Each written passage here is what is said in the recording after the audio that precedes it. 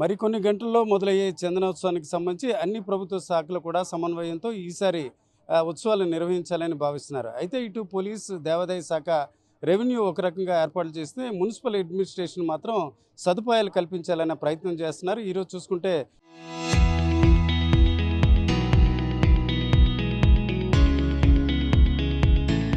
Visakha municipal commissioner Ketan గారు ఉన్నారు.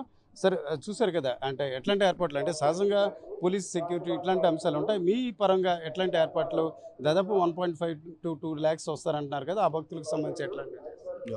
So మనకి గ్రేటర్ విశాఖపట్నం మున్సిపల్ కార్పొరేషన్ తరఫున ఇక్కడ వచ్చిన అందరు కూడా భక్తులకి కూడా మంచి ఎక్స్పీరియన్స్ ఇవ్వడానికి మేము రెడీగా ఉన్నాము. దానికి సంబంధించి వాటర్ ఫెసిలిటీస్ కానీ, డ్రింకింగ్ వాటర్ ఫెసిలిటీ కానీ, అదేవిధంగా శానిటేషన్ సంబంధించి టాయిలెట్ ఫెసిలిటీస్, వేస్ట్ మేనేజ్మెంట్ అంతా కూడా ప్రాపర్గా ప్లాన్ చేయడం జరిగింది. ప్లేస్మెంట్ కూడా చేయడం జరిగింది. ప్రతి ఒక్క 50 to 100 మీటర్కి ఒక టీం ఏర్పాటు చేసుకొని set of dustbins, set of toilets కూడా ఏర్పాటు చేయడం జరిగింది. వచ్చిన భక్తులకి కూడా ప్రతి ఒక్కరికి కూడా వాటర్ పాయింట్స్ కూడా పెట్టడం జరిగింది. సో దేవస్థానంతో కలిపి దాదాపు ఒక 350 వాటర్ పాయింట్స్ ప్లేస్ చేస్తాము.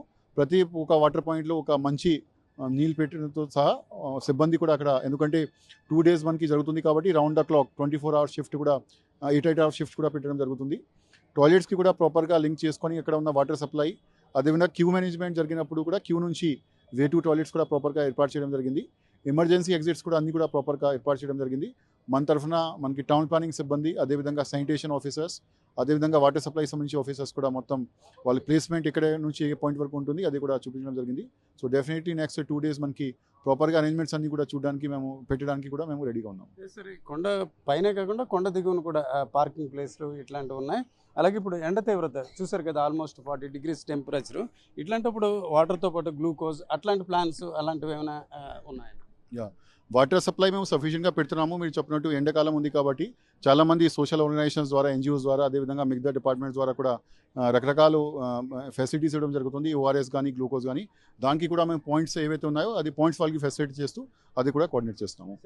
చూడండి, అంటే భక్తులు ఒకవైపు దాదాపు లక్షల మంది వస్తున్న దశలో ఎంతమంది ఎంప్లాయీస్ని మున్సిపల్ అడ్మినిస్ట్రేషన్ నుంచి ఇందులో డిప్లాయ్ చేస్తున్నారు? మున్సిపల్ అడ్మినిస్ట్రేషన్ నుంచి దాదాపు ఆల్మోస్ట్ మనకి 800 to 1000 మెంబర్స్ ఇక్కడ ఉన్నారు. దాంట్లో మ్యాక్సిమం 600 to 700 శానిటేషన్ వర్కర్స్. వాళ్ళతో కాకుండా టౌన్ ప్లానింగ్ నుంచి ఒక 100 to 150 మెంబర్స్, రెవెన్యూ నుంచి ఒక 50 to 100 మెంబర్స్, అదేవిధంగా సీనియర్ ఆఫీసర్స్ ఒక 20 మెంబర్స్ని ఇక్కడ డ్యూటీ వేయడం జరిగింది.